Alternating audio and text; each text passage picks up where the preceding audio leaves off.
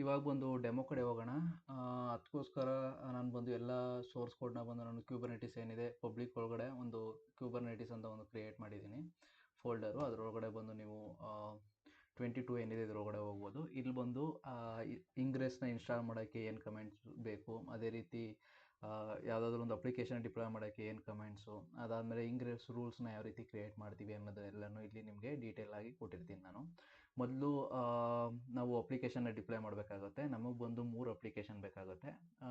ಮೊದಲನೇದು ಬಂದು ಪ್ರಾಜೆಕ್ಟ್ 1 ಅಂತ ಪ್ರಾಜೆಕ್ಟ್ ಅಂತ, ಸೆಕೆಂಡನೇದು ಬಂದು ಪ್ರಾಜೆಕ್ಟ್ 1, ಥರ್ಡ್ ಒನ್ ಬಂದು ಪ್ರಾಜೆಕ್ಟ್ 2 ಅಂತ. ಈ ರೀತಿ ನಾವು 3 ಪ್ರಾಜೆಕ್ಟ್ನ ಕ್ರಿಯೇಟ್ ಮಾಡೋಣ.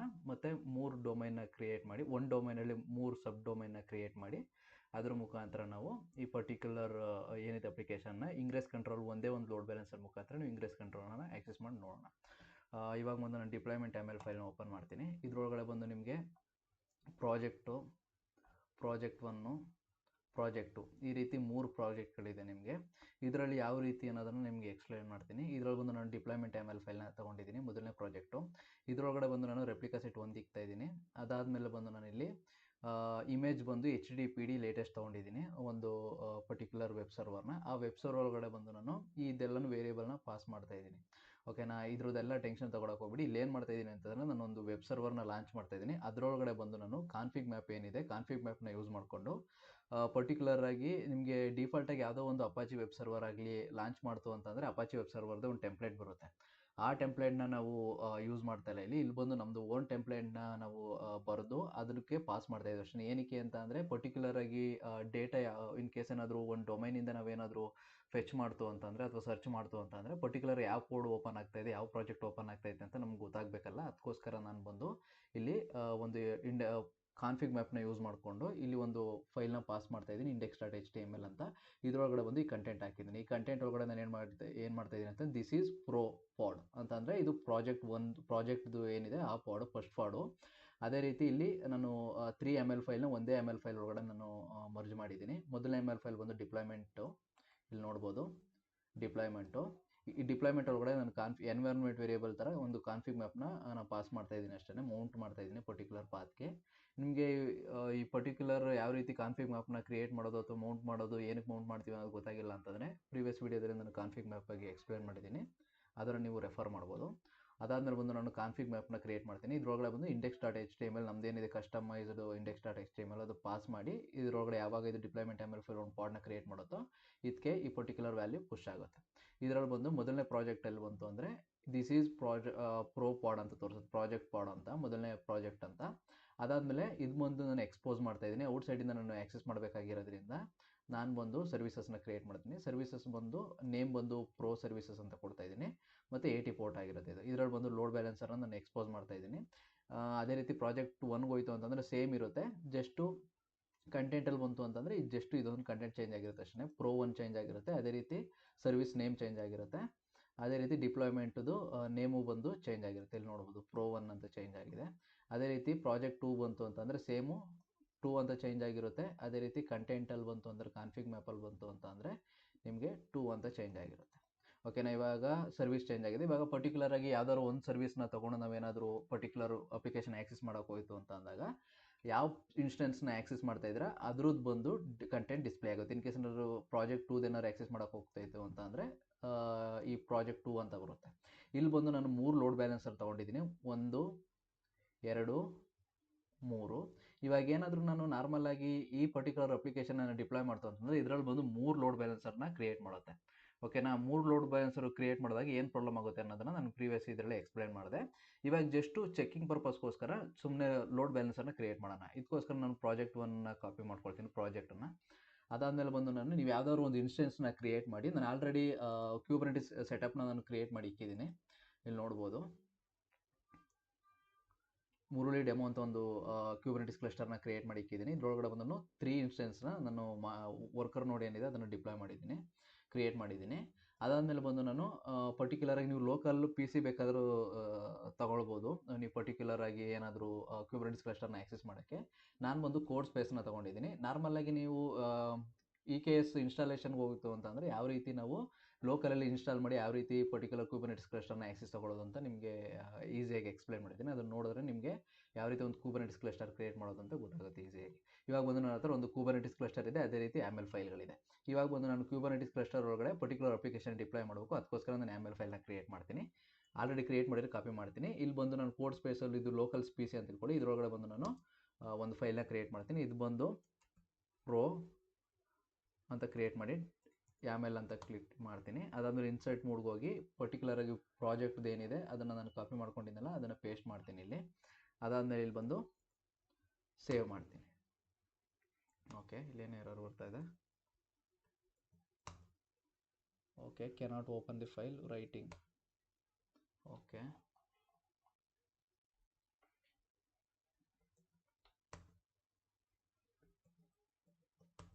Okay, no issue. ಇವಾಗ ನಾನು ಒಂದು ಫೋಲ್ಡರ್ ಒಳಗಡೆ ಹೋಗ್ತೀನಿ.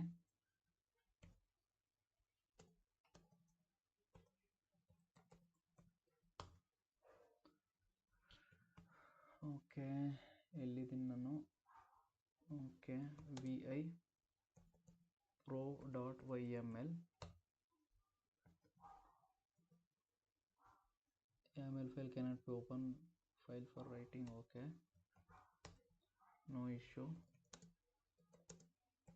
pro.yml ಇನ್ಸರ್ಟ್ ಮೋಡ್ಗೆ ಹೋಗಿ ಪೇಸ್ಟ್ ಮಾಡ್ತೀನಿ. ಅದಾದಮೇಲೆ ಸೇವ್ ಮಾಡ್ತೀನಿ. ಓಕೆ, ಸೂಡೋ ಯೂಸರ್ ಆಗಿ ಸೇವ್ ಮಾಡ್ತಾ ಇದ್ದೀನಿ. ನಾರ್ಮಲ್ ಯೂಸರ್ ಆಗಿ ನೀವು ಪರ್ಟಿಕ್ಯುಲರ್ ಫೈಲ್ನ ಸೇವ್ ಮಾಡೋಕ್ಕಾಗ್ತಾಯಿಲ್ಲ, ಅದಕ್ಕೋಸ್ಕರ. ನೆಕ್ಸ್ಟು ಅದೇ ರೀತಿ pro1 ಅಂತ ಟೈಪ್ ಮಾಡಿ ಪ್ರಾಜೆಕ್ಟ್ 1 ಏನಿದೆ ಕಂಟೆಂಟ್ನ ಕಾಪಿ ಮಾಡ್ಕೊಳ್ತೀನಿ. ಮೊದಲು ಕಾಪಿ ಎಲ್ಲಿ ಅಂತ ಅಂದರೆ ಇಲ್ಲಿ ಹೋಗಿ ಪ್ರಾಜೆಕ್ಟ್ದಾಯಿತು, ಪ್ರಾಜೆಕ್ಟ್ದು ಅನ್ನೋದು ಕಾಪಿ ಮಾಡ್ಕೊಳ್ಳಿ. ಅದೇ ರೀತಿ ಇಲ್ಲಿ ಪೇಸ್ಟ್ ಮಾಡಿ, ಅದಾದಮೇಲೆ ಬಂದು ಸೇವ್ ಮಾಡಿ. ಇದೇ ರೀತಿ ನೀವು ನಿಮ್ಮ ಲೋಕಲ್ PCಗಳಲ್ಲಿ ಈ ರೀತಿ YAML ಫೈಲ್ನ ಕ್ರಿಯೇಟ್ ಮಾಡ್ತಾ ಹೋಗಿ. ನಾನು ತಿರ್ಗಾ ನೆಕ್ಸ್ಟ್ ಒನ್ ಏನಿದೆ ಅದನ್ನು ಕ್ರಿಯೇಟ್ ಮಾಡ್ತೀನಿ. ಇನ್ಸರ್ಟ್ ಮೋಡ್ಗೆ ಹೋದೆ, ಇದೇನಿದೆ ಇದು ಕಾಪಿ ಮಾಡ್ಕೊಳ್ತೀನಿ. ಓಕೆ, ಸೇವ್ ಆಯಿತು. ಕ್ಲಿಯರ್ ಕೊಟ್ಟು ನಾನು LS ಅಂತ ಕೊಡ್ತು ಅಂತ ಅಂದರೆ ನಿಮಗೆ 3 ಫೈಲ್ಗಳು ಸಿಗುತ್ತೆ. ಇಲ್ಲಿ ನೋಡ್ಬೋದು, pro1 pro2. ಇದನ್ನು ನಾನು ಅಪ್ಲೈ ಮಾಡ್ತಾ ಹೋಗ್ತೀನಿ. ಇವಾಗ ನಾನು ಕ್ಯೂಬರ್ನೆಟಿಸ್ ಕ್ಲಸ್ಟರ್ನ ನಾನು ಚೆಕ್ ಮಾಡಬೇಕು ಅಂತ ನೋಟ್ಸ್ಗಳನ್ನ ಗೆಟ್ ನೋಟ್ಸ್ ಅಂತ ಕೊಡ್ತು ಅಂತಂದರೆ kubectl ಗೆಟ್ ನೋಟ್ಸ್ ಅಂತ ಇಲ್ಲಿ ನೋಡ್ಬೋದು. ನಮಗೆ 3 ವರ್ಕರ್ ನೋಟ್ ತೋರಿಸುತ್ತೆ. ನಾರ್ಮಲಾಗಿ ಒಂದು ಕ್ಯೂಬರ್ನೆಟಿಸ್ ಕ್ಲಸ್ಟರಲ್ಲಿ ಮಾಸ್ಟರ್ ನೋಟ್ ತೋರಿಸಲ್ಲ. ಓಕೆ, ಇವಾಗ ಬಂದು ಒಂದೊಂದಾಗಿ ಇನ್ಸ್ಟಾಲ್ ಮಾಡ್ತಾ ಹೋಗೋಣ. kubectl apply -f. ಮೊದಲನೇದು ಬಂದು pro.yml, ಇದನ್ನು ಎಂಟರ್ ಮಾಡ್ತೀನಿ. ಅದೇ ರೀತಿ ಸೆಕೆಂಡ್ ಅಪ್ಲಿಕೇಶನ್ನು, ಅದೇ ರೀತಿ ಥರ್ಡ್ ಒನ್. ಕನ್ಫ್ಯೂಸ್ ಆಗಬೇಡಿ, ಫಸ್ಟ್ ಒನ್ನು ಸೆಕೆಂಡ್ ಒನ್ ಅಂದಾಗ ಇಲ್ಲಿ ನೇಮ್ ಚೇಂಜ್ ಇದೆ ಅಂತ. pro1 pro2 ಈ ರೀತಿ 3 ಅಪ್ಲಿಕೇಶನ್ ತೊಗೊಂಡಿರೋದ್ರಿಂದ ಒಂದು ಸ್ವಲ್ಪ ಕನ್ಫ್ಯೂಸ್ ಆಗುತ್ತೆ ಅಷ್ಟೇ ನಿಮಗೆ. ಓಕೆ, 3 ಕ್ರಿಯೇಟ್ ಆಗಿದೆ. ಓಕೆ, kubectl ಗೆಟ್ ಪಾಡ್ಸ್ ಮೇಲೆ ಕ್ಲಿಕ್ ಮಾಡೋಣ. ಇವಾಗ ಒಂದು 3 ಪಾಡು ಕ್ರಿಯೇಟ್ ಆಗಿದೆ. ಇಲ್ಲಿ ನೋಡ್ಬೋದು, ಒಂದು ಕ್ರಿಯೇಟಿಂಗ್ ಅಂತ ಬರ್ತಾ ಇದೆ.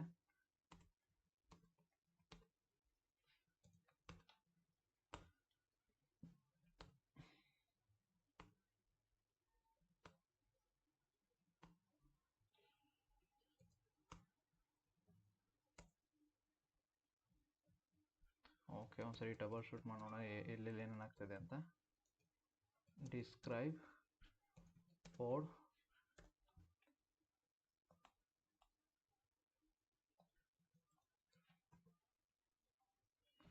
Okay, failed to create okay, failed to set up network sandbox. Okay, ಏನೋ ಇಶ್ಯೂ ಇದೆ. Okay, no issue. ಒಂದು ಕೆಲಸ ಮಾಡ್ತೀನಿ ನಾನು, ಗೆಟ್ ಪಾಡ್ಸ್ ಅಂತ ಕೊಟ್ಟಾಗ ಇಲ್ಲಿ ನೋಡ್ಬೋದು ಕ್ರಿಯೇಟ್ ಆಗಿದೆ. ಇನ್ನೊಂದ್ಸರಿ ರನ್ ಆಗಿ ಕ್ರಿಯೇಟ್ ಆಯಿತು. ಓಕೆ, 3 ಪಾಡ್ ಬಂದಿದೆ ಇವಾಗ ನಮಗೆ. ಇವಾಗ ಬಂದು ನಾನು ಸರ್ವಿಸ್ಗೆ ಹೋಗ್ತೀನಿ. kubectl ಗೆಟ್ SVC ಅಂತ ಕೊಡ್ತು ಅಂತ ಅಂದರೆ ಇಲ್ಲಿ ನೋಡ್ಬೋದು ನಿಮಗೆ ಎಕ್ಸ್ಟರ್ನಲ್ IP ಅಂತಂದರೆ ಒಂದು ಲೋಡ್ ಬ್ಯಾಲೆನ್ಸರ್ ಅಟ್ಯಾಚ್ ಆಗಿದೆ. ಯಾವಾಗ ನೀವು ಈ ಪರ್ಟಿಕ್ಯುಲರ್ YAML ಫೈಲಲ್ಲಿ ಲೋಡ್ ಬ್ಯಾಲೆನ್ಸರ್ ಅಂತ ಮೆನ್ಷನ್ ಮಾಡ್ತಿರೋ ಆವಾಗ AWS ಅಲ್ಲಿ ನಿಮ್ಗೆ ಆಟೋಮೆಟಿಕ್ಕಾಗಿ ಲೋಡ್ ಬ್ಯಾಲೆನ್ಸರ್ನ ಕ್ರಿಯೇಟ್ ಮಾಡುತ್ತೆ. ಇಲ್ಲಿ ELB ಅಂತ ಕೊಟ್ಟರೆ ನಿಮಗೆ ಲೋಡ್ ಬ್ಯಾಲೆನ್ಸರ್ ತೋರಿಸ್ಬಿಡುತ್ತೆ. EC2 ಒಳಗಡೆ ಹೋಗಿ ನೀವು ಲೋಡ್ ಬ್ಯಾಲೆನ್ಸರ್ ಮೇಲೆ ಕ್ಲಿಕ್ ಮಾಡ್ತು ಅಂತಂದರೆ ನಿಮಗೆ ಇಲ್ಲಿ 3 ಲೋಡ್ ಬ್ಯಾಲೆನ್ಸರ್ ಕ್ರಿಯೇಟ್ ಆಗಿರಬೇಕು. ಓಕೆ, ಇಲ್ಲಿ 3 ಲೋಡ್ ಬ್ಯಾಲೆನ್ಸರ್ ಕ್ರಿಯೇಟ್ ಆಗಿದೆ. ಇದ್ರ ಮುಖಾಂತರ ನಾವು ಅಪ್ಲಿಕೇಶನ್ ಆ್ಯಕ್ಸೆಸ್ ಮಾಡ್ತೀವಿ. ಇಲ್ಲೇನಾಗುತ್ತೆ ಅಂತಂದರೆ 3 ಲೋಡ್ ಬ್ಯಾಲೆನ್ಸರ್ಗೂ ನಾವು ಪರ್ಟಿಕ್ಯುಲರಾಗಿ ಪ್ರೈಸ್ನ ಪೇ ಮಾಡಬೇಕು. ಇದನ್ನು ರೆಡ್ಯೂಸ್ ಮಾಡೋಕ್ಕೆ ನಾವು ಇಂಗ್ರೆಸ್ ಕಂಟ್ರೋಲ್ನ ಯೂಸ್ ಮಾಡ್ತೀವಿ. ಮೊದಲು ನಾವು ಚೆಕ್ ಮಾಡೋಣ ಈ 3ರಲ್ಲೂ ಪರ್ಟಿಕ್ಯುಲರ್ ಅಪ್ಲಿಕೇಶನ್ಗಳು ಆ್ಯಕ್ಸೆಸ್ ಆಗ್ತಾಯಿದೆ ಇಲ್ವೋ ಅಂತ. ಇದನ್ನು ಕಾಪಿ ಮಾಡ್ಕೊಳ್ಳಿ. ಮೊದಲನೇದು ನಾನು ಕಾಪಿ ಮಾಡ್ತೀನಿ. ಇದ್ರದ್ದು ಬಂದು ಪ್ರೋ ಸರ್ವಿಸು. ಇವಾಗ ಕಂಟೆಂಟ್ ಯಾವ ರೀತಿ ಡಿಸ್ಪ್ಲೇ ಆಗುತ್ತೆ ಅಂತ ನೋಡೋಣ.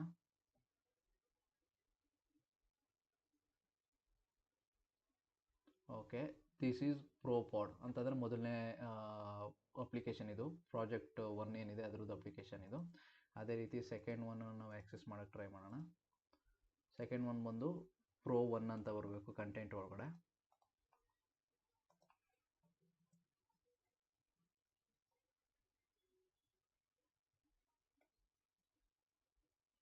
ಪ್ರೋ 1 ಅಂತ ಬಂತು. ಸೆಕೆಂಡ್ನೇ ಅಪ್ಲಿಕೇಶನು ರನ್ ಆಗ್ತಾಯಿದೆ, ಕರೆಕ್ಟಾಗಿ ಆ್ಯಕ್ಸೆಸ್ ಆಗ್ತಾಯಿದೆ. ಅದೇ ರೀತಿ ಇದನ್ನು ಕಾಪಿ ಮಾಡ್ಕೊಳ್ಳೋಣ. ಇದು ಬಂದು ಪ್ರೋ 2 ಅಂತ ಬರಬೇಕು, 3ನೇ ಅಪ್ಲಿಕೇಶನ್ನು. ಇಲ್ಲಿ ನೋಡೋದು ಪ್ರೋ 2 ಅಂತ ಬಂತು. ಇನ್ ಕೇಸ್ ಏನಾದರೂ ನಿಮಗೆ ಬರೀ ಸುತ್ತುತ್ತಾ ಇತ್ತು ಅಂತ ಅಂದರೆ, ಇಲ್ಲೇನಾದರೂ ಯಾವುದೇ ರೀತಿ ಲೋಡ್ ಆಗ್ತಾ ಇಲ್ಲ ಅಂತಂದರೆ ನೀವೇನು ಮಾಡಬೇಕು ಅಂತ ಅಂದರೆ ಡೈರೆಕ್ಟು ಇನ್ಸ್ಟೆನ್ಸ್ಗೆ ಹೋಗಿ EC2 ಅಂತ ಕೊಟ್ಟು ಇನ್ಸ್ಟೆನ್ಸ್ಗೆ ಹೋಗಿ ಇಲ್ಲಿ ಬಂದು ಸೆಕ್ಯೂರಿಟಿ ಗ್ರೂಪ್ ಇರುತ್ತೆ. ಸೆಕ್ಯೂರಿಟಿ ಗ್ರೂಪು ಇಲ್ಲಿ ಬಂದು ಪರ್ಟಿಕ್ಯುಲರಾಗಿ ನಿಮ್ದು ಯಾವುದು ಸೆಕ್ಯೂರಿಟಿ ಗ್ರೂಪ್ ಇದೆ ಅದು ಸೆಲೆಕ್ಟ್ ಮಾಡ್ಕೋಬೇಕಾಗುತ್ತೆ. ಫಾರ್ ಎಕ್ಸಾಂಪಲ್ಲು ನಂದು ಬಂದು ಕ್ಲಸ್ಟರ್ ನೇಮ್ ಬಂದು ಎಲ್ಲಿದೆ ಅದು, ಮುರುಳಿ ಡೆಮೋ ಕ್ಲಸ್ಟರು. ಇದ್ರೊಳಗಡೆ ಹೋಗಿ ನೀವೇನು ಮಾಡಬೇಕು, ಪರ್ಟಿಕ್ಯುಲರಾಗಿ ಶೇರ್ಡ್ ನೋಡ್ ಅಂತ ಇರುತ್ತಲ್ಲ, ಇದ್ರೊಳಗಡೆ ಹೋಗಿ ಶೇರ್ಡ್ ನೋಡ್ ಒಳಗಡೆ ಹೋಗಿ ಎಡಿಟ್ ಇನ್ಬೌಂಡ್ ಅಂತ ಕೊಟ್ಟು ಇಲ್ಲಿ ಬಂದು ನೀವು HTTP ಅಂತ ಅಸೈನ್ ಮಾಡಬೇಕಾಗುತ್ತೆ. ಜಸ್ಟ್ ಆ್ಯಡ್ ರೂಲ್ ಮೇಲೆ ಕ್ಲಿಕ್ ಮಾಡಿ ಒಂದು ಆ್ಯಡ್ ರೂಲ್ನ ಅಸೈನ್ ಮಾಡಬೇಕಾಗುತ್ತೆ. ಇಲ್ಲಿ HTTP ಆಲ್ರೆಡಿ ಅಸೈನ್ ಆಗಿದೆ, ನಾನು ಜಸ್ಟ್ ತೋರಿಸ್ತಾ ಇರೋದಷ್ಟೇ. ಈ ಥರ 00 ಔಟ್ಸೈಡಿಂದ ಆ್ಯಕ್ಸೆಸ್ ಮಾಡೋ ಥರ ಒಂದು ಆ್ಯಕ್ಸೆಸ್ ಕೊಟ್ಟು ಸೇವ್ ಅಂತ ಕೊಟ್ಟರೆ ನಿಮಗೆ ಈ ಪರ್ಟಿಕ್ಯುಲರ್ ಅಪ್ಲಿಕೇಶನ್ ಓಪನ್ ಆಗುತ್ತೆ. ಇನ್ ಕೇಸ್ ಏನಾದರೂ ನಿಮಗೆ ಎರರ್ ಬಂತು ಅಂತಂದರೆ ಆ ರೀತಿ ಮಾಡಬೇಕಾಗುತ್ತೆ ನೀವು. ಓಕೆ, ಇವಾಗ ನಮಗೆ ಅಪ್ಲಿಕೇಶನ್ ಡಿಪ್ಲಾಯ್ ಆಯಿತು. ಇವಾಗ ಬಂದು ನಾನು ಏನು ಮಾಡ್ತೀನಿ, ಈ ಪರ್ಟಿಕ್ಯುಲರ್ ಲೋಡ್ ಬ್ಯಾಲೆನ್ಸರ್ ರಿಮೂವ್ ಮಾಡ್ತೀನಿ. ಏನಕ್ಕೆ ಅಂತಂದರೆ ಒಂದು ಲೋಡ್ ಬ್ಯಾಲೆನ್ಸರ್ಗೆ ಇಷ್ಟು ಅಂತ ಪ್ರೈಸ್ ಕಾಸ್ಟ್ ಆಗುತ್ತೆ. ಅದಕ್ಕೋಸ್ಕರ ಇದನ್ನು ಸಾಲ್ವ್ ಮಾಡೋಕ್ಕೋಸ್ಕರ ನಾವು ಇಂಗ್ರೆಸ್ ಕಂಟ್ರೋಲ್ನ ಯೂಸ್ ಮಾಡ್ತಿರೋದ್ರಿಂದ ನಾನು ಎಲ್ಲ ಸರ್ವಿಸ್ಗೆ ಹೋಗ್ತೀನಿ. SVC ಪ್ರೋ ಸರ್ವಿಸ್ ಎಡಿಟ್ ಅಂತ ಕೊಡ್ತೀನಿ. Pro service. ಓಕೆ, ಇದು ಅಂಡರ್ ಕೆಳಗಡೆ ಹೋಗಿ ನಾನು ಏನು ಮಾಡ್ತೀನಿ, ಲೋಡ್ ಬ್ಯಾಲೆನ್ಸ್ ಇರುತ್ತವೆ, ನಾನು ಬಂದು ಕ್ಲಸ್ಟರ್ IP ಕೊಡ್ತೀನಿ. ಈ ಅಪ್ಲಿಕೇಶನ್ ಬಂದು ಲೋಡ್ ಬ್ಯಾಲೆನ್ಸರ್ ಮುಖಾಂತರ ಇಂಟರ್ನಲ್ಲಿ ಒಳಗಡೆ ಆ್ಯಕ್ಸೆಸ್ ಮಾಡುತ್ತೆ. Cluster IP save. ಓಕೆ, ಅದೇ ರೀತಿ ಪ್ರೋ 1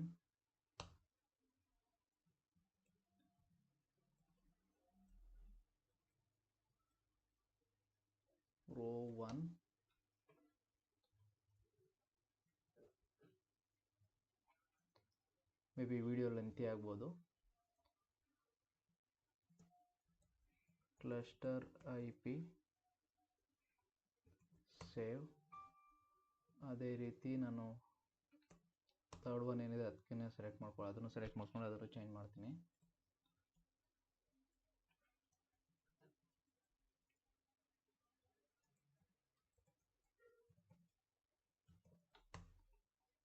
ಓಕೆ, ಗೇಟ್ ಸರ್ವಿಸಸ್ ಕೊಡೋಣ. ಇವಾಗ ಗೇಟ್ ಸರ್ವಿಸಸ್ ಅಂತ ಕೊಡ್ತು ಅಂತಂದರೆ ನಿಮಗೆ ಏನಿದೆ ಪರ್ಟಿಕ್ಯುಲರ್ ಲೋಡ್ ಬ್ಯಾಲೆನ್ಸ್ ಅದು ರಿಮೂವ್ ಆಗಿರುತ್ತೆ. ಇಲ್ಲಿ ಬಂದು ನಿಮ್ಮೆಲ್ಲ ಅಪ್ಲಿಕೇಶನ್ಗಳಿಗೂ ಕ್ಲಸ್ಟರ್ IP ಅಸೈನ್ ಆಗಿರುತ್ತೆ.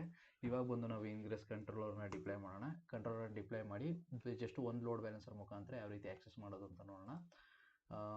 ಈ ಡಿಪ್ಲಾಯ್ಮೆಂಟ್ ಆಮೇಲೆದು ಫೈಲ್ ಕತೆ ಮುಗೀತು. ನೆಕ್ಸ್ಟ್ ಬಂದು ಈ ಫೈಲ್ ಏನಿದೆ ಇದ್ರ ಮೇಲೆ ಕ್ಲಿಕ್ ಮಾಡಿ. ಅವಾಗ ಬಂದು ನಿಮಗೆ 2 ಆಪ್ಷನ್ ತೋರಿಸುತ್ತೆ. ನೀವು ಎಲ್ಲಿ ಬೇಕಾದರೂ ಯೂಸ್ ಮಾಡಿಕೊಂಡು ನೀವು ಈ ಪರ್ಟಿಕ್ಯುಲರ್ ಇಂಗ್ರೆಸ್ ಕಂಟ್ರೋಲರ್ನ ಇನ್ಸ್ಟಾಲ್ ಮಾಡ್ಬೋದು. ಅದೇ ರೀತಿ ನೀವು kubectl ಕಮೆಂಡ್ ಯೂಸ್ ಮಾಡಿಕೊಂಡು ಈ ಪರ್ಟಿಕ್ಯುಲರ್ ಗಿಟ್ ರೆಪೋನ ಯೂಸ್ ಮಾಡಿಕೊಂಡು ಇನ್ಸ್ಟಾಲ್ ಮಾಡ್ಬೋದು. ಅದೇ ರೀತಿ ಕೆಳಗಡೆ ಬಂತು ಅಂತಂದರೆ ನಿಮಗೆ ಇಂಗ್ರೆಸ್ ರೂಲ್ಸ್ ಇರುತ್ತೆ, ಯಾವ ರೀತಿ ರೀಡೈರೆಕ್ಟ್ ಮಾಡೋದು ಅಂತ. ಅದನ್ನು ಬಂದು ನಾನು ಸಪ್ರೇಟ್ ಫೈಲ್ ಮಾಡಿದ್ದೀನಿ, ಜಸ್ಟ್ ಡೆಮೋ ಪರ್ಪಸ್ಗೋಸ್ಕರ ಅಷ್ಟೇ. ನಿಮ್ಮ ಮೇನ್ ಫೈಲ್ ಬಂದು ನೀವು ಬ್ಯಾಕ್ ಹೋಯಿತು ಅಂತ ಅಂದರೆ ಇಲ್ಲಿ ನಿಮಗೆ ತೋರಿಸುತ್ತೆ, ಇದರಲ್ಲಿ ಇರುತ್ತೆ ಎಲ್ಲ ಇನ್ಫಾರ್ಮೇಷನ್ನು. ಇವಾಗ ಬಂದು ನಾವು ಇಂಗ್ರೆಸ್ ಕಂಟ್ರೋಲನ್ನು ಇನ್ಸ್ಟಾಲ್ ಮಾಡೋಣ. ನಾನು ಫಸ್ಟ್ ಒನ್ ಏನಿದೆ ಅದನ್ನು ಸೆಲೆಕ್ಟ್ ಮಾಡ್ಕೊಳ್ತೀನಿ. ಓಕೆ, ಇಲ್ಲಿ ಹೋಗಿ ಜಸ್ಟು ಪೇಸ್ಟ್ ಮಾಡಿ ಅಷ್ಟೇ. ಮೊದಲು ನೀವು ಎಲ್ಮ್ ಚಾರ್ಟ್ನ ಇನ್ಸ್ಟಾಲ್ ಮಾಡಬೇಕಾಗುತ್ತೆ. ಇನ್ ಕೇಸ್ ಏನಾದರೂ ಎಲ್ಮ್ ಚಾರ್ಟ್ ನಾಟ್ ಫೌಂಡ್ ಅಂತ ಬಂತು ಅಂತಂದರೆ ಜಸ್ಟ್ ಆನ್ಲೈನ್ ಹೆಲ್ಪ್ ತೊಗೊಂಡು ಯಾವ ರೀತಿ ಎಲ್ಮ್ ಚಾರ್ಟ್ ಇನ್ಸ್ಟಾಲ್ ಮಾಡೋದು ಅನ್ನೋದನ್ನು ನೀವು ಈಸಿಯಾಗಿ ಫೈಂಡ್ ಔಟ್ ಮಾಡ್ಬೋದು. ಇದೊಂದು ಸ್ವಲ್ಪ ಟೈಮ್ ತೊಗೊಳುತ್ತೆ ಇನ್ಸ್ಟಾಲ್ ಮಾಡೋಕ್ಕೆ. ಓಕೆ, ಸ್ವಲ್ಪ ಟೈಮ್ ಆದಮೇಲೆ ನಮಗೆ ಫೇಲ್ಡ್ ಅಂತ ಒಂದು ಮೆಸೇಜ್ ಬಂತು. ಇದೇನಕ್ಕೆ ಅಂತ ಚೆಕ್ ಮಾಡೋಣ. ಮೊದಲು ನಾನು ಪಾಡ್ಸ್ಗಳು ರನ್ ಆಗ್ತಾಯಿದೆ ಅಂತ ಚೆಕ್ ಮಾಡ್ತೀನಿ. Engineers Ingres ಕಂಟ್ರೋಲರ್ದು just get pods ಅಂತ ಕೊಟ್ಟು ನೇಮ್ ಬಂದು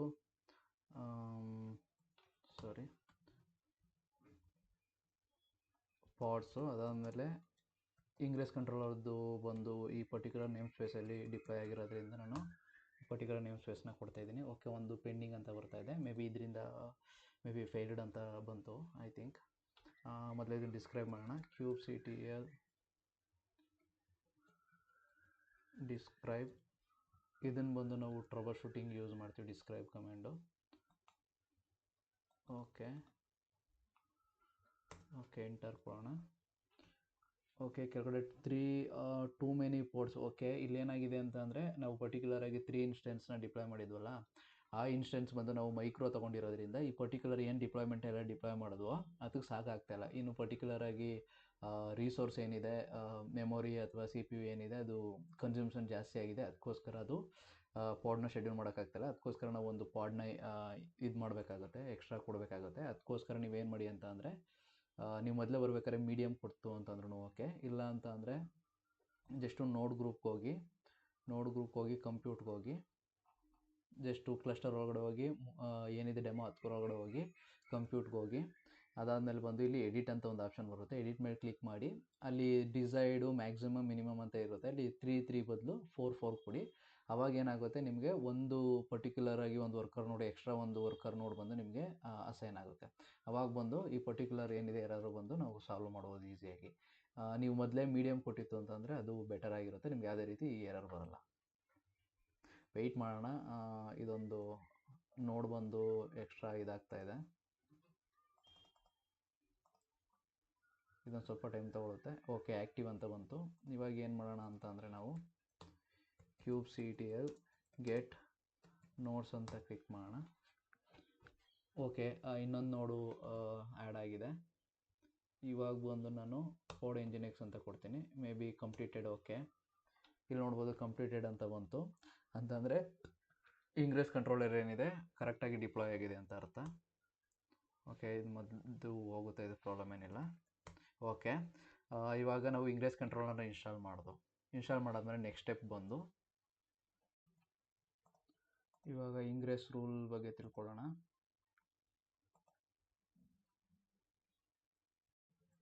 ಓಕೆ, ಇವಾಗ ಬಂದು ನಾನು ಇಂಗ್ರೆಸ್ ರೂಲ್ ಏನಿದೆ ಇದನ್ನು ಕಾಪಿ ಮಾಡ್ಕೊಳ್ತೀನಿ. ಜಸ್ಟ್ ಕಾಪಿ ಮೇಲೆ ಕ್ಲಿಕ್ ಮಾಡಿ, ಅದಾದಮೇಲೆ ಬಂದು ಇಲ್ಲಿ ಕೋಡ್ ಸ್ಪೇಸ್ ಒಳಗಡೆ ಹೋಗಿ ಒಂದು ಇಂಗ್ರೆಸ್ ರೂಲ್ ಅಂತ ಒಂದು ಫೈಲ್ನ ಕ್ರಿಯೇಟ್ ಮಾಡಿ. ಏನು ಬೇಕಾದರೂ ನೇಮ್ ಇಡ್ಬೋದು ನೀವು. .yml. ಓಕೆ, ಇದರೊಳಗಡೆ ಏನಿದೆ ಅದನ್ನು ಕಾಪಿ ಮಾಡಿದ್ದೀನಿ. ಓಕೆ, ಇಲ್ಲಿ ಬೇಕಾದರೆ ನಿಮ್ದು ಏನು ನೇಮ್ ಸ್ಪೇಸ್ ಇದೆ ಅದನ್ನು ಬೇಕಾದರೆ ನೀವು ಚೇಂಜ್ ಮಾಡ್ಕೋಬೋದು. ಇನ್ ಕೇಸ್ ಏನಾದರೂ 2-3 ನೇಮ್ ಸ್ಪೇಸ್ ಇತ್ತು ಅಂತಂದರೆ 2 ರೂಲ್ನ ಕ್ರಿಯೇಟ್ ಮಾಡಿ ಅಷ್ಟೇ.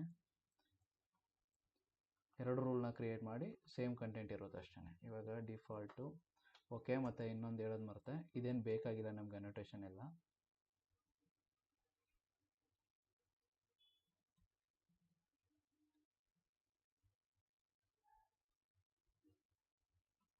ಓಕೆ, ಇದನ್ನು ಸೇವ್ ಮಾಡ್ತೀನಿ.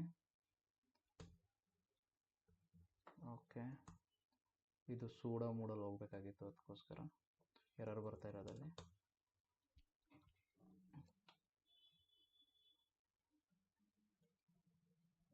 ಓಕೆ,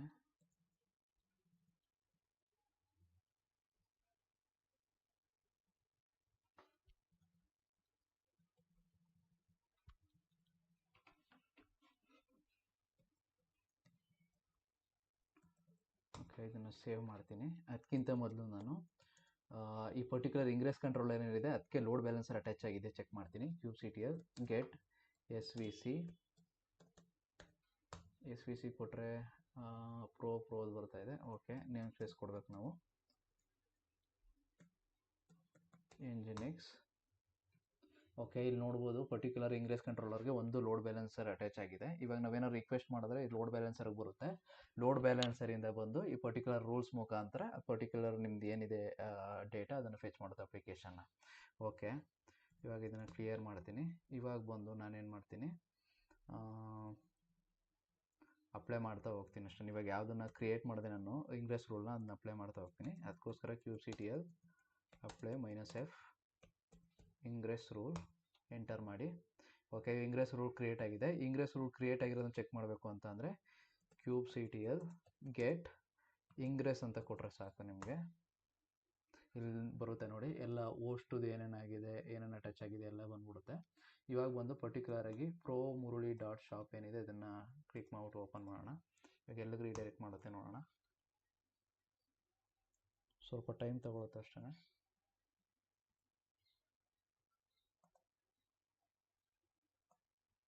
ಓಕೆ, ಇಲ್ಲಿ ಬಂದು ನಾವು ಪ್ರೀವಿಯಸ್ ಎಡಿಟ್ ಮಾಡಿದ್ವಲ್ಲ ಅದೇ IP ಅಡ್ರೆಸ್ನ ಹಾಕಿದ್ದೀನಿ. ಇಲ್ಲಿ ಬಂದು ರೀಡೈರೆಕ್ಟ್ ಮಾಡಬೇಕಾಗುತ್ತೆ. ಎಲ್ಲಿಗೆ ರೀಡೈರೆಕ್ಟ್ ಮಾಡಬೇಕು, ಈ ಪರ್ಟಿಕ್ಯುಲರ್ ಏನಿದೆ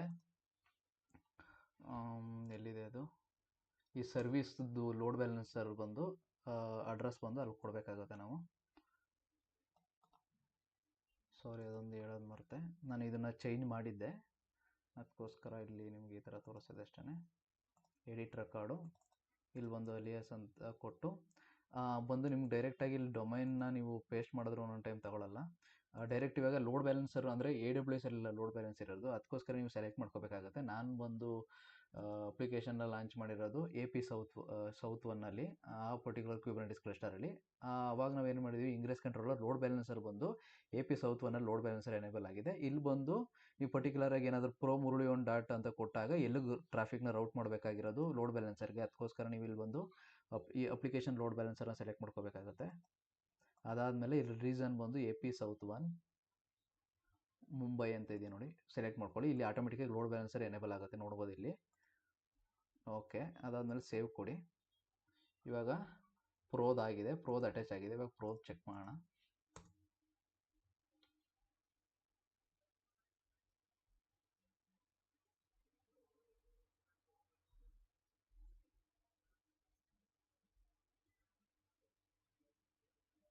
ಸ್ವಲ್ಪ ಟೈಮ್ ತಗೊಳುತ್ತೆ ಇದು. ಓಕೆ, ಇದಿನ್ನೂ ಲೋಡ್ ಆಗ್ತಾ ಇರಲಿ. ನೆಕ್ಸ್ಟ್ ಬಂತು ಅಂತಂದರೆ ಪ್ರೋ ಅನ್ನೋದು ಎಡಿಟ್ ಮಾಡ್ತೀನಿ ನಾನು.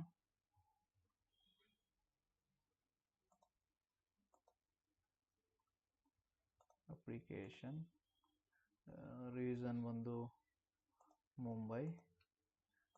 Okay, save. ಅದೇ ರೀತಿ Pro2 ಅಪ್ಲಿಕೇಶನ್ ರೀಸನ್ ಒಂದು ಮುಂಬೈ. ಅದೇ ರೀತಿ ಲೋಡ್ ಬ್ಯಾಲೆನ್ಸರ್, ಸೇವ್. ಓಕೆ, ಇದೆಲ್ಲ ಅಟ್ಯಾಚ್ ಆಗಿದೆ.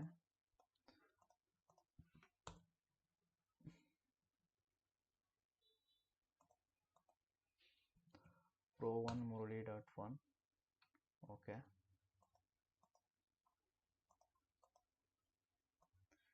ಇದನ್ನು ಡೈರೆಕ್ಟಾಗಿ ನಾವು ಇಲ್ಲಿ ಪೇಸ್ಟ್ ಮಾಡಿದ್ರೆ ಏನು ಬರುತ್ತೆ ನೋಡೋಣ. ಓಕೆ, ನಾಟ್ ಫೌಂಡ್, ಯಾಕಂತಂದರೆ ಇದು ಡೈರೆಕ್ಟ್ ಇಂಗ್ರೆಸ್ ಕಂಟ್ರೋಲ್ ಇಟ್ ಮಾಡ್ತಾ ಇರೋದ್ರಿಂದ. Okay,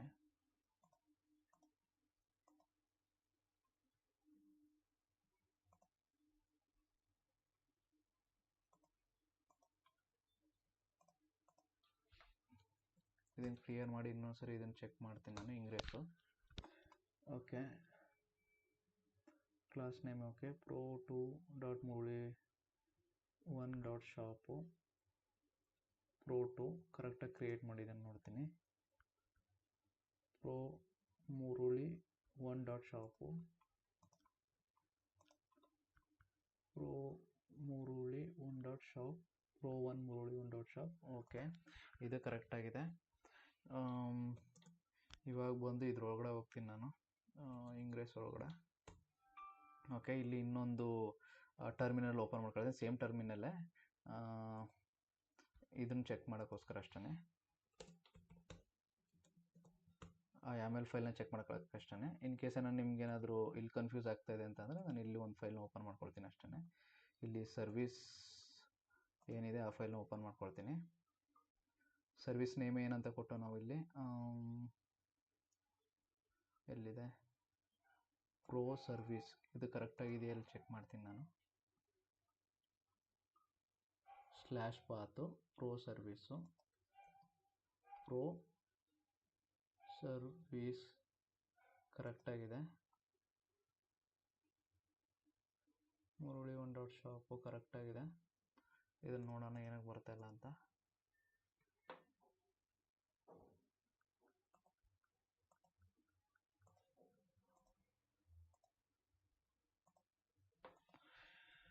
pro two dot Murali dot shop,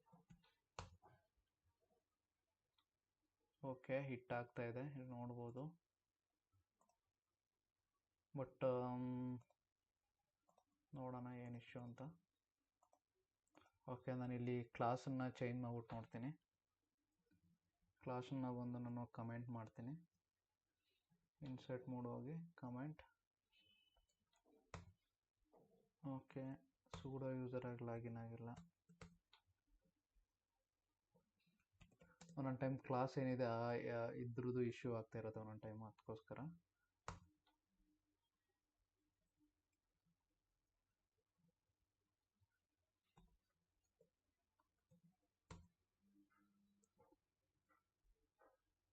ಇದನ್ನು ಅಪ್ಲೈ ಮಾಡ್ತೀನಿ. ಓಕೆ, ಕಾನ್ಫಿಗರ್ಡ್ ಅಂತ ಬಂತು, ಗೆಟ್ ಇಂಗ್ರೆಸ್. ಓಕೆ, ಇಲ್ಲಿ ನನ್ನ ಅಂತ ಬಂದಿದೆ. ಇವಾಗ ನೋಡಿ ಇಲ್ಲೇ ತೋರಿಸ್ತಾ ಇದೆ ನೋಡಿ, pro one dot Murali dot shop ಅಂತ ಕ್ಲಿಕ್ ಮಾಡಿದಾಗ ಈ ಪರ್ಟಿಕ್ಯುಲರ್ ಅಡ್ರೆಸ್ನ ಸೆಲೆಕ್ಟ್ ಮಾಡ್ಕೊಳುತ್ತೆ. ಅಡ್ರೆಸ್ನ ಸೆಲೆಕ್ಟ್ ಮಾಡ್ಕೊಂಡಾಗ ಅದು ಬಂದು ಇಂಗ್ರೆಸ್ ರೂಲ್ಸ್ ಏನಿದೆ ಅದನ್ನು ಚೆಕ್ ಮಾಡುತ್ತೆ. ಅದ್ರ ಪ್ರಕಾರ ಅದು ರೀಡೈರೆಕ್ಟ್ ಮಾಡುತ್ತೆ ಅಷ್ಟೇ, ಯಾವ ಪರ್ಟಿಕ್ಯುಲರ್ ಇದಕ್ಕೆ. ಓಕೆ, ಇವಾಗ ಇಟ್ಟಾಗ್ತಾ ಇದೆ.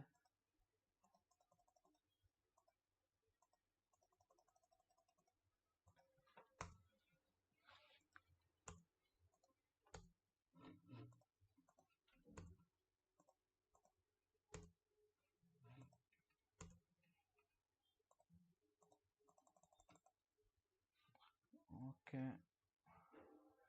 ಪ್ರೈವೇಟ್ ಮೋಡಲ್ಲಿ ಏನಾದರೂ ಓಪನ್ ಆಗುತ್ತೆ ನೋಡೋಣ. Okay, same issue. ಸ್ವಲ್ಪ ಟೈಮ್ ವೆಯ್ಟ್ ಮಾಡೋಣ. ಮೇ ಬಿ ಕ್ಲಾಸದೇನು ಇಶ್ಯೂ ಇಲ್ಲ ಅಂದ್ಕೊಳ್ತೀನಿ ನಾನು. ಇದನ್ನು ಆ್ಯಸ್ ಇಟ್ ಈಸ್ ನಾನು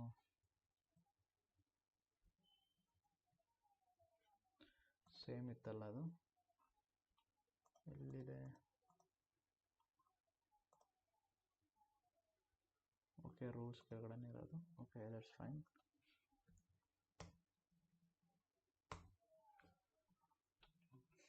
ಓಕೆ, ಕಾನ್ಫಿಗರ್ಡ್ ಅಂತ ಬಂತು. ಓಕೆ, ಇವಾಗ ಬಂದು ನಾನು ಇದನ್ನು ಪಾಸ್ ಮಾಡಿರ್ತೀನಿ. ಇನ್ ಕೇಸ್ ಏನಾದರೂ ಎರರ್ ಬಂತು ಅಂತಂದರೆ ನಾನು ರೆಸ್ಯೂಮ್ ಮಾಡಿದಾಗ ನಿಮ್ಗೆ ಹೇಳ್ತೀನಿ. ಎರರ್ ಬರಲಿಲ್ಲ ಅಂತ ಅಂದರೆ ಡೈರೆಕ್ಟಾಗಿ ಏನಿದೆ ಆ್ಯಸ್ ಇಟ್ ಈಸ್ ಔಟ್ಪುಟ್ ಬಂತು ಅಂತಂದರೆ ಡೈರೆಕ್ಟಾಗಿ ತೋರಿಸ್ತೀನಿ. ಸಾರಿ, ನಾನು ಯಾವಾಗ ಪಾಸ್ ಮಾಡಿದೆ ಟಕ್ಕನ್ ಬಂತು ಅದು. ಯಾವುದೇ ರೀತಿ ಎರರ್ ಇಲ್ಲ, ಇದು ಕರೆಕ್ಟಾಗಿದೆ. ಎರರ್ ಇತ್ತು ಅಂತ ನಾನು ಸಾಲ್ವ್ ಮಾಡ್ತಿದ್ದೆ, ಇಲ್ಲಿ ನೋಡ್ಬೋದು. ಓಕೆ, ಪ್ರೋ 1 ಮಾತ್ರ ಬಂತು, ಪ್ರಾಜೆಕ್ಟ್ 2 ಇನ್ನೂ ಬಂದಿಲ್ಲ. ಸ್ವಲ್ಪ ಟೈಮ್ ತಗೊಳುತ್ತೆ ಅಂದ್ಕೊಳ್ತೀನಿ, ಐ ಥಿಂಕ್.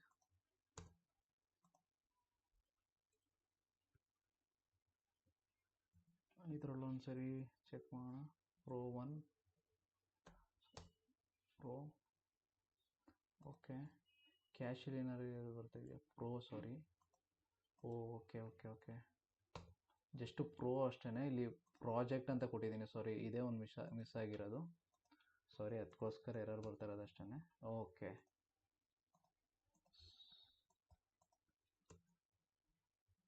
ಪ್ರೋ 2 ಇದು ಬರಬೇಕಲ್ಲ. ಓಕೆ, ಇಲ್ಲಿ ಮುರುಳಿ 1 ಕೊಡಬೇಕಾಗಿತ್ತು ನೋಡಿ. ಇದೇ ಸಿಂಪಲ್ ಮಿಸ್ಟೇಕ್ ಆಗೋದು. ಇನ್ ಕೇಸ್ ಏನಾದರೂ ಆಲ್ರೆಡಿ ಸ್ಟೋರ್ ಆಗಿರೋದನ್ನು ನೀವು ತಗೊಳ್ತು ಅಂತಂದರೆ ಇಲ್ಲಿ ನೋಡಿ, ಜಸ್ಟ್ ಒಂದೇ ಒಂದು ಲೋಡ್ ಬ್ಯಾಲೆನ್ಸರ್ ಮುಖಾಂತರ ಅಂತಂದರೆ ಇಂಗ್ರೆಸ್ ಯೂಸ್ ಮಾಡಿಕೊಂಡು ಡೈರೆಕ್ಟಾಗಿ ನಾವು ಫಾರ್ವರ್ಡ್ ಮಾಡ್ತಾಯಿದ್ದೀವಿ. ಇವಾಗ ಪ್ರೋ ಅಂತ ಕೊಟ್ಟಾಗ ಏನಾಗುತ್ತೆ ಇಲ್ಲಿ ನೋಡ್ಬೋದು, ಇಂಗ್ರೆಸ್ ರೂಲ್ ಏನಿದೆ. ಇವಾಗ ನಾನು ಏನಾದರೂ ಪ್ರೋ ಅಂತ ಕೊಡ್ತು ಅಂತಂದರೆ ಮೊದಲೇನು ಮಾಡುತ್ತೆ, ಈ ಪರ್ಟಿಕ್ಯುಲರು ಇದರಲ್ಲಿ ಏನು ನಾವು ಕಾನ್ಫಿಗರ್ ಮಾಡಿರ್ತೀವೋ ಪ್ರೋ ಅಂತ ಕೊಟ್ಟಾಗ ಬಂದು ಈ ಪರ್ಟಿಕ್ಯುಲರ್ ಇಂಗ್ರೆಸ್ ಲೋಡ್ ಬ್ಯಾಲೆನ್ಸರ್ ಏನಿದೆ ಎಲ್ಲ ಮೂರರಲ್ಲೂ ಸೇಮ್ ಇದೆ, ಪರ್ಟಿಕ್ಯುಲರ್ ಇಟ್ಟಾಗುತ್ತೆ. ಇಟ್ಟಾದಮೇಲೆ ಅದರೊಳಗಡೆ ಬಂದು ಇಂಗ್ರೆಸ್ ರೂಲ್ನ ಚೆಕ್ ಮಾಡುತ್ತೆ. ಇಂಗ್ರೆಸ್ ರೂಲ್ ಬಂದಾಗ ಈ ಪರ್ಟಿಕ್ಯುಲರ್ ಮುರುಳಿ ಡಾಟ್ ಶಾಪು ಅದರೊಳಗಡೆ ನಾವು ಬರೆದಿರ್ತೀವಲ್ಲ ಯಾವ ಪಾತ್ಗೆ ನಾವು ರಿಡೈರೆಕ್ಟ್ ಮಾಡಬೇಕು ಅಂತ, ಆ ಪಾತ್ ಒಳಗೆ ರಿಡೈರೆಕ್ಟ್ ಆಗುತ್ತೆ. ಈ ರೀತಿ ನೋಡಿ ಪ್ರೋ 2 ಅಂತ ಕೊಟ್ಟರೆ ಪ್ರೋ 2ದು ಪಾಡ್ ಬಂತು, ಪ್ರೋ 1 ಅಂತ ಕೊಟ್ಟರೆ ಪ್ರೋ 1 ಬಂತು. ಅದೇ ರೀತಿ ಪ್ರೋ ಅಂತ ಕೊಟ್ಟರೆ ಪ್ರೋ ಪಾಡ್ದು ಪರ್ಟಿಕ್ಯುಲರ್ ಅಪ್ಲಿಕೇಶನ್ ಏನಿದೆ ಇಲ್ಲಿ ಶೋ ಅಪ್ ಆಗ್ತದೆ. ಈ ರೀತಿ ನೀವು ಇಂಗ್ರೆಸ್ ಕಂಟ್ರೋಲರ್ನ ಇಂಪ್ಲಿಮೆಂಟ್ ಮಾಡಿಕೊಂಡು ನೀವು ಈಸಿಯಾಗಿ ಕಾಸ್ಟ್ನ ಆಪ್ಟಿಮೈಸೇಷನ್ ಮಾಡ್ಬೋದು. ಓಕೆ, ಇದರಲ್ಲಿ ಬಂದು ನೀವು ಸೆಕ್ಯೂರಾಗಿ ಇಟ್ಕೋಬೋದು. ಇದು ಬಂದು ನೀವು ಪರ್ಟಿಕ್ಯುಲರ್ ಇಂಗ್ರೆಸ್ ಕಂಟ್ರೋಲರ್ಗೆ SSL ಸರ್ಟಿಫಿಕೇಟ್ ಅದೆಲ್ಲ ಅಟ್ಯಾಚ್ ಮಾಡ್ಬೋದು. ಮುಂದಿನ ಯಾವ್ದಾದ್ರು ಪ್ರಾಜೆಕ್ಟ್ ಮಾಡಿದಾಗ, ಮೇನ್ ಪ್ರಾಜೆಕ್ಟ್ ಮಾಡಿದಾಗ ನಾನು ಅದರಲ್ಲಿ ನಿಮ್ಗೆ ತಿಳಿಸ್ಕೊಡ್ತೀನಿ.